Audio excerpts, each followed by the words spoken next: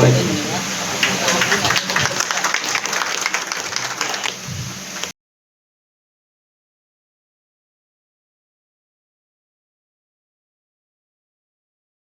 आवड होती आम्हाला की काहीतरी आपण समाजासाठी केलं पाहिजे. तर समाजासाठी करता करता सर अशी ठाम एक संघटना होती की आपण काय करू शकतो संघटनेसाठी किंवा संघटनेमार्फत आपण कोणतं काम करू शकतो. आणि काही सर सॉरी मला थोडेफार शब्द विसरायला होत आहेत. पहिल्या प्रथमेच मी ते बोलते. तर हे करत असताना आजबरोबर आम्ही बचत गटाचं 15 वर्ष काम केलंय.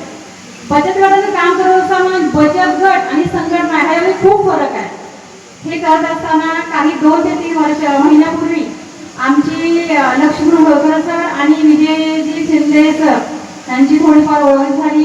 कामात स्वरूपात असताना ते काम करत असताना आपल्या संघटनेचं त्यांच्याकडे आयडिया होतं, स्वराज्य पोलीस मित्र प्रवाह संघटनेचं. तर त्यांना सरांना विचारलं की सर हे काय आहे, आणि त्यांनी अगदी आवडीने आणि कौतुकाने सांगितलं की मॅडम ही संघटना आहे आणि ही संघटना समाजकार्याचं खूप छान काम करते.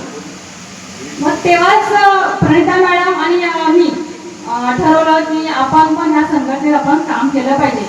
तर इतर संघटना येऊन गेल्या, काही फसवून पण गेल्या, पण सरांमार्फत आम्ही जे काही त्यांच्याकडून चर्चेत ऐकलं होतं संघटनेमार्फत ते खूप छान प्रकारे ऐकलं आणि आवड झाली की काम करूया आपण यातून म्हणून.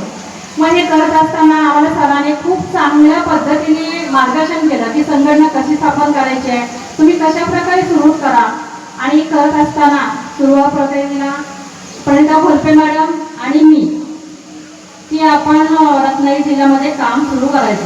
मग काम सुरू करत असताना पदं कशी घेतली पाहिजे सर, संघटना कशी उभी केली पाहिजे, ह्याचा आम्हाला थोडाफार काहीच अभ्यास नव्हता. मग सरांनी जी माहिती दिली त्याप्रमाणे आज आमच्या रत्नागिरी टीम मध्ये टोटल 60 लोकांची टीम आम्ही 2 महिन्यामध्ये उभी केली आहे. आज काय परिस्थिती झाली आहे, तुमची नियुक्ती झाली बरोबर.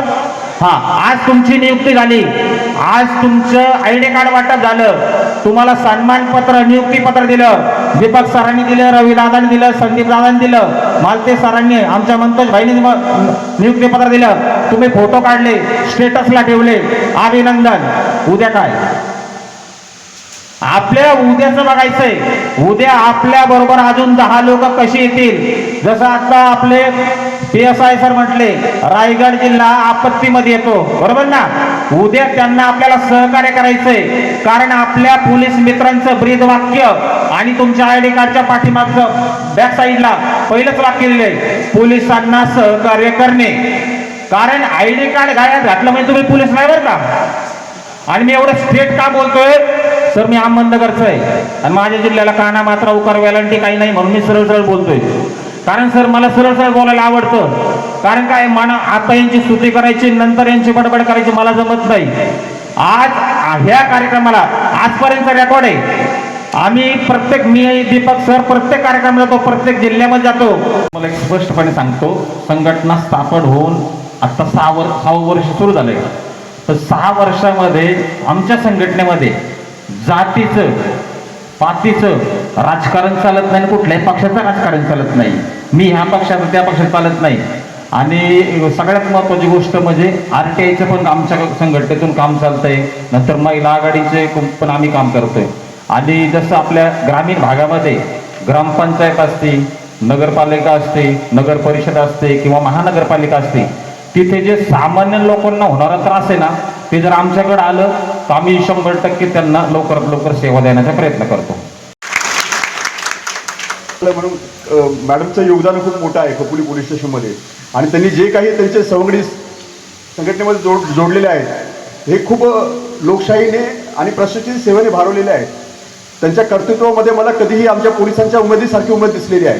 त्यामुळे मी नेहमीच ज्या महत्त्वाच्या क्षणी जेव्हा मला पोलिसांची व्यवस्था कमी जाणवते तेव्हा मी त्यांना हक्काने आवाज देतो. आणि हक्काने आवाज दिल्यानंतर यांनी हेही तहानभूक विसरून न काही माझ्याकडनं अपेक्षा धरता परिपूर्ण पोलिसांसारखी सेवा बजावत आहेत. त्यामुळे मला या संघटनेबद्दल पराकोटीचा आदर निर्माण झालेला आहे. आणि त्याच वेळेस ही संघटना उभा करणारा कर्तृत्ववान कोण आहे त्याचा मी शोधत होतो. कारण एवढी चांगली संघटना निर्माण करणं ही मोठं कौशल्याचं काम असतं. आणि त्याला मार्गदर्शन करणे, त्याला त्या उद्देशाप्रती प्रामाणिकपणे त्याला मार्गदर्शन करण्यासाठी त्याला मदत करणे आणि सर्व सुविधा उपलब्ध करून देणे ही तेवढीच महत्त्वाची जबाबदारी आहे. तर मला तुमच्या प्रति संघटना ही रायगड व्यतिरिक्त रायगडच्या बाहेरही बऱ्याच जिल्ह्यामध्ये ती व्यापक स्वरूपात काम करत आहे.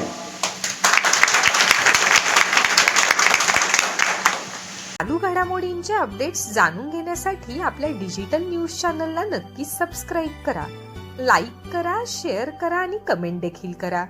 आणि हो, बेल आयकॉनवर प्रेस करून नोटिफिकेशन्स अवश्य मिळवा.